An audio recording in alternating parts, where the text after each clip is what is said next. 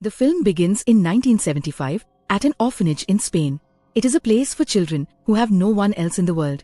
Among them is a girl named Laura, who is seen playing with her friends. Now after some time, someone adopts Laura, and we directly see the time after 30 years in the story, where Laura got married and now she lives with her husband and 7-year-old son, Simon. Recently, Laura had bought that orphanage again where she spent her childhood because she wanted to make that place like before, adopt some special children and take care of them. In a few days, this family shifts there. Now one day when Simon was playing in that new house, the orphanage, he tells his mom and dad about his two friends. He said that they are my invisible friends, only I can see them. Now his parents thought that since he is a child, he must have made friends in his imagination. So they ignored Simon's words. The next day, Laura shows Simon a cave on the shore of the sea. Simon goes inside to check it out, while Laura stands outside and waits for him, but for a long time. When Simon does not come out, Laura goes inside to find him. She saw that Simon was talking to someone there alone, but when Laura checked, she found nothing but the footprints of the children there. On the way back home, Simon throws a lot of shells on the way so that his new friend follows the shells and comes to his house. The next day, an old woman comes to meet Laura. She says, "I am a social worker and also work as a doctor." When Laura brings her into the house, the social worker discusses Simon and shows Laura his file. We found out that Simon is not their own but adopted son. She says when you adopted Simon, he had a disease before that, which I was treating.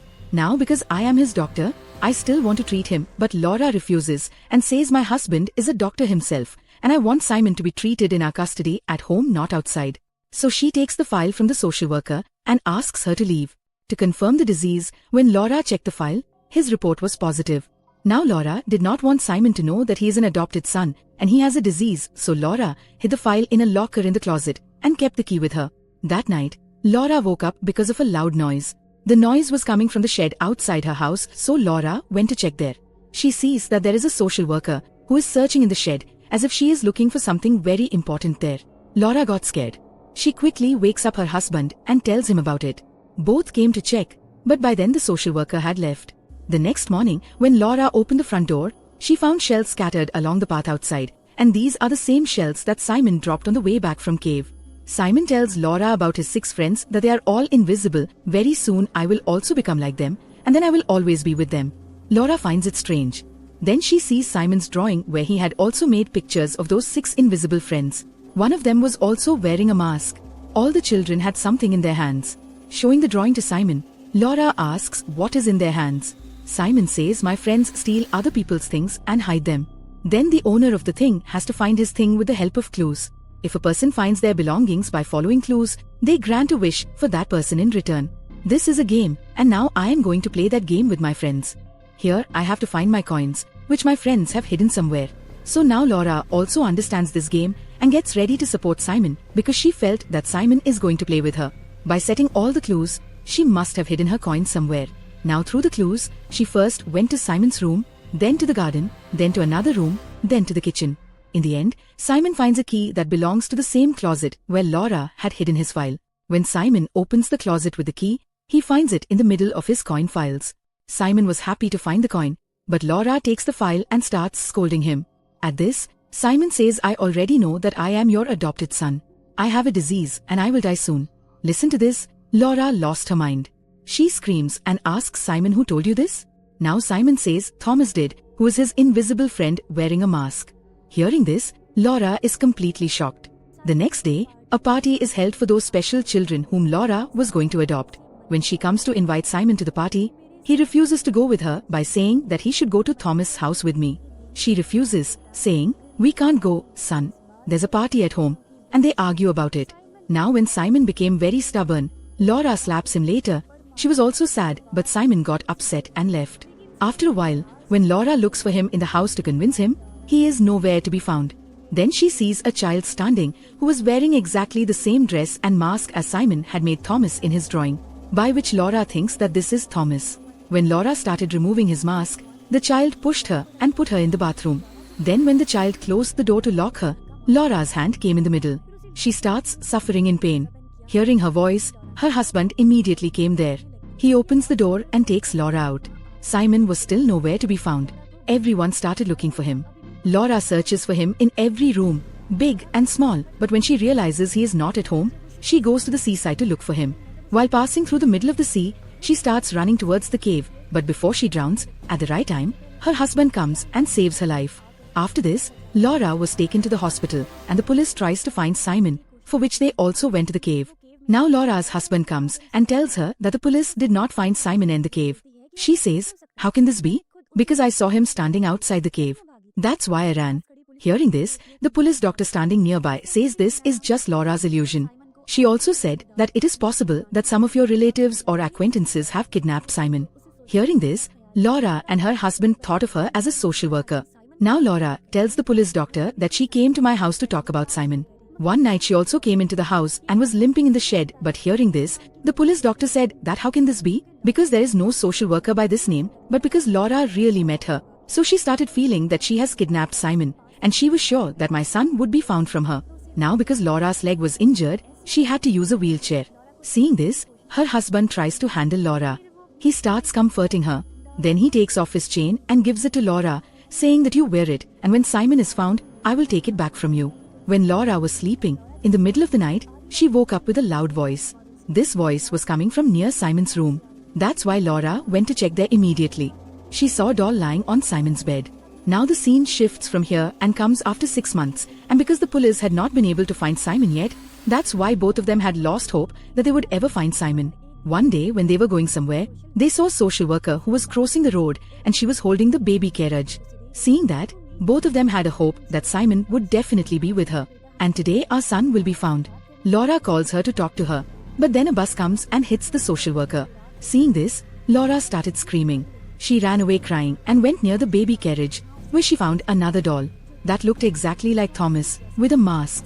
When Laura went to check the social worker, her husband tells her that she is dead. After this incident, the police and a doctor retrieve some pictures and reels from the social worker's house, so that she can investigate. And it turns out that the social worker used to work in the same orphanage where Laura used to live as a child.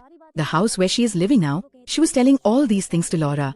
Then she says there was also a son of the social worker, Thomas, and because his son's face was distorted, so he always wore a mask to hide his face, and the social worker also kept her child hidden from everyone. Now the police doctor shows Laura a newspaper in which it was written about Thomas' disappearance. She says, "Laura, when you were adopted as a child, after that some children took Thomas and went to the same cave. After going inside the cave, they took off Thomas' mask and they ran out because they wanted to see if Thomas would come out without a mask or not. Those children had gone from there, but Thomas remained inside.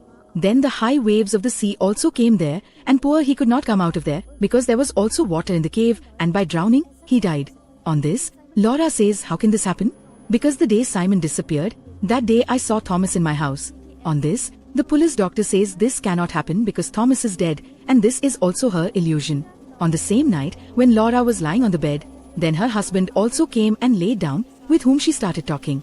She then remembers the time spent with Simon, and completely drowns in it. She also tells these things to her husband, but after a while, when the door opened, her husband came to the room. Laura was scared to see that if he had just come, then who was with me on the bed? When she removed the sheet and saw, there was no one. She was scared. She also tells her husband, but both do not understand anything. Now because of these strange things, Laura got very worried, and because it had been 9 months since Simon disappeared, she goes to a professor who is a psychologist.